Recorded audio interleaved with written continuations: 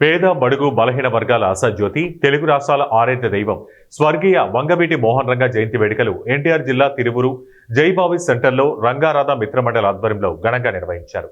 ఈ కార్యక్రమానికి ముఖ్య అతిథిగా ఎమ్మెల్యే కొలికపూడి శ్రీనివాసరావు హాజరయ్యారు.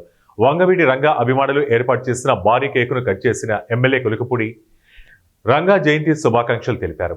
అనంతరం ఎమ్మెల్యే మాట్లాడుతూ వంగవీటి రంగా చనిపోయి 3.5 దశాబ్దాలు అవుతున్నా పేద ప్రజల గుండెల్లో చెరగని ముద్ర వేసుకున్నారన్నారు. రాజకీయాల్లో పదవుల్లో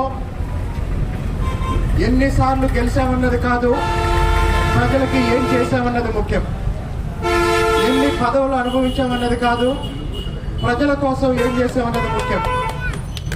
మరి రంగా గారు ఆయన శాసనసభ్యుడిగా ఎన్నిసార్లు గెలిచారంటే, మరి ఈరోజు కోట్లాది మంది మనసుల్లో ఆయనకున్న అభిమానం చూస్తే తెలియని వాళ్ళు ఏమనుకుంటారంటే ఆయన ఒక 5-6 సార్లు ఎమ్మెల్యేగా గెలిచి మంత్రిగా పెద్ద పెద్ద పదవులు నిర్వహించి ఉంటారనుకుంటారు.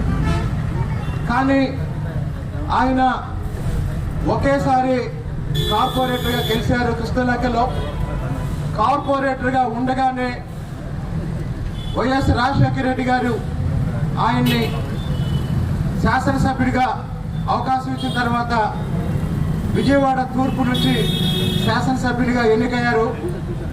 శాసనసభ్యునిగా ఉన్నన్ని రోజులు ఆయన నియోజకవర్గంలో విజయవాడ నగరంలో గుడిసెలేసుకొని ఉంటున్న పేద ప్రజలకు ఇళ్ల స్థలాల కోసం ఆయన పోరాడారు.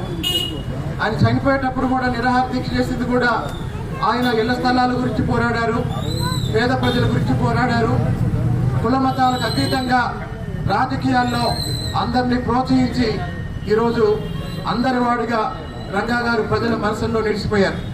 కాబట్టి రంగా గారి ఆశయాలని ముందుకు తీసుకెళ్ళడానికి రాజకీయాలకు అతీతంగా, కుల మతాలకు అతీతంగా, ప్రాంతాలకు అతీతంగా ఈరోజు మనం పనిచేద్దామని ఈ సందర్భంగా ఇంకోసారి రంగా గారికి నివాళులర్పిస్తూ